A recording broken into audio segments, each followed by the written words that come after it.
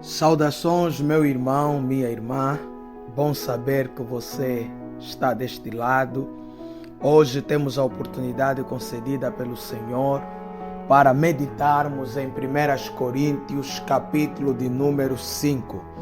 1 Coríntios, capítulo de número 5.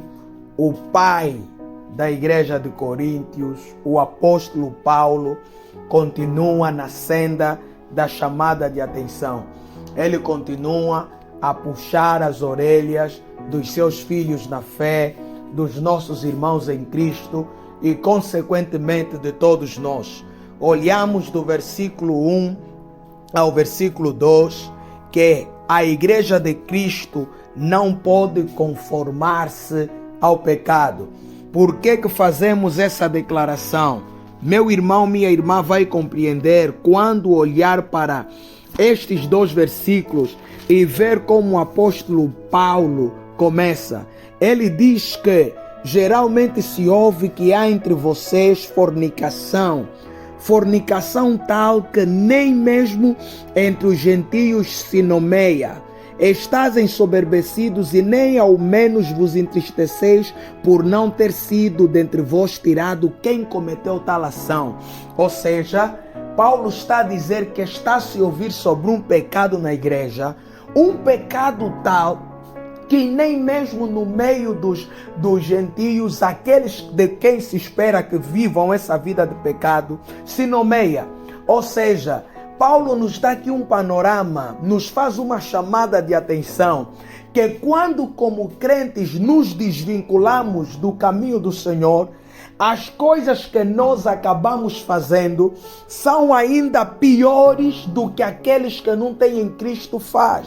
Ou seja, o apóstolo Pedro também falou sobre isso e ele escreveu e disse: olha, qualquer um que tendo conhecido Cristo uma vez e depois volta à sua vida antiga, é como o cão que volta ao seu vômito e o seu último estado é pior do que o primeiro. Ou seja, o apóstolo Paulo está a dizer que dentro da igreja de Coríntios os irmãos estão a pecar de forma bárbara.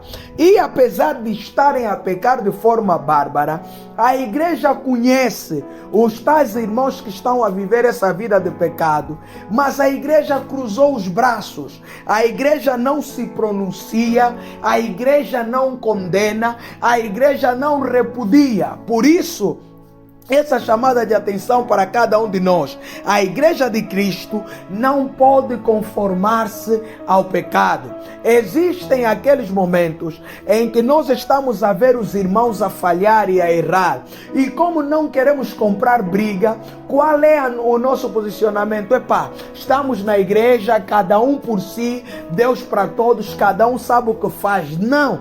Esse posicionamento não é o que Paulo apela. E esse posicionamento é justamente o que a igreja de Coríntios está a mostrar. O posicionamento do verdadeiro crente, da verdadeira igreja, é contra toda prática de pecado. A igreja não pode olhar para o pecado e aplaudir. A igreja deve denunciar o pecado e repudiar qualquer um que insista nessa vida. Por quê? Porque a igreja é coluna e firmeza da verdade. A segunda lição, retiramos do versículo 2, do versículo 3 ao versículo 15, ao versículo 5, que é justamente isso.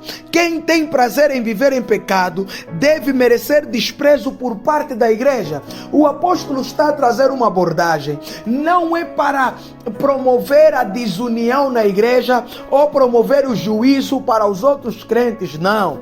Paulo está a falar daqueles irmãos que têm consciência do pecado, têm consciência dos erros que estão a cometer, mas têm prazer naquilo que fazem. Paulo está a dizer: todo irmão assim deve merecer de nossa parte desprezo. E mesmo você, pai que me ouve, ou você, mãe que me ouve, porventura não sabe você que a melhor forma, uma das melhores formas de educar um filho é através do desprezo? Poucos filhos resistem ao desprezo do pai e da mãe. Qualquer filho que esteja recebendo desprezo do pai e da mãe, ele automaticamente acaba se posicionando, ele vai atrás, querendo buscar perceber que erro é que cometeu, para obter do Pai o perdão, para obter do Pai então a compaixão. Por isso é que Paulo está a dar esse conselho, que se a igreja se posicionar como quem despreza, as pessoas vão começar também a ganhar juízo, a colocar a mão na cabeça e a mudar o seu modus operandi. E isso fica um conselho para você, meu amigo, minha amiga. Guarde essas palavras contigo. Se existe alguém perto de ti, na igreja, no trabalho, na família, na comunidade, que insiste em fazer coisas erradas e ainda assim tem prazer em fazer tais coisas, quanto mais você permanecer perto desta pessoa, mais vai parecer que você concorda com o que ela faz.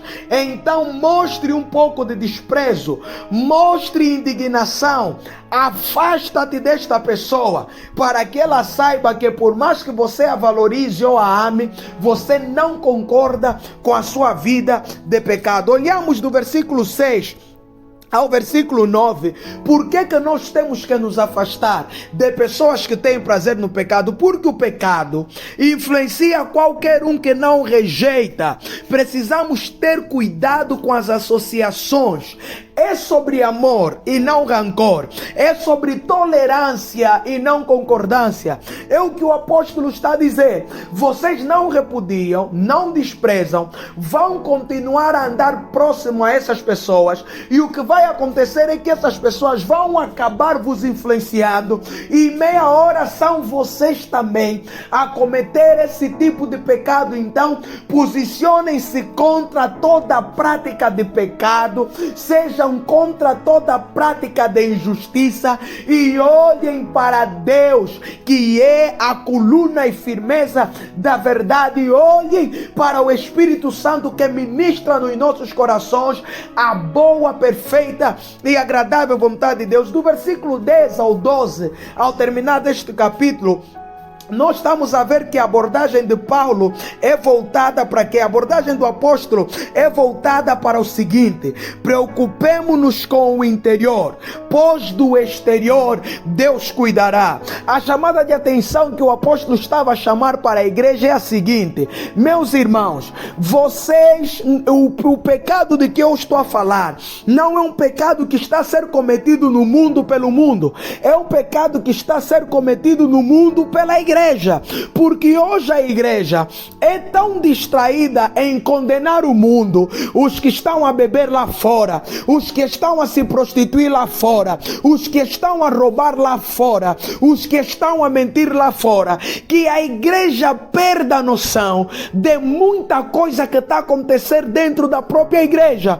Há pessoas se prostituindo dentro da igreja, há pessoas roubando dentro da igreja, há pessoas a mentir dentro da igreja. O apóstolo Paulo está a dizer: preocupem-se com as questões aqui dentro.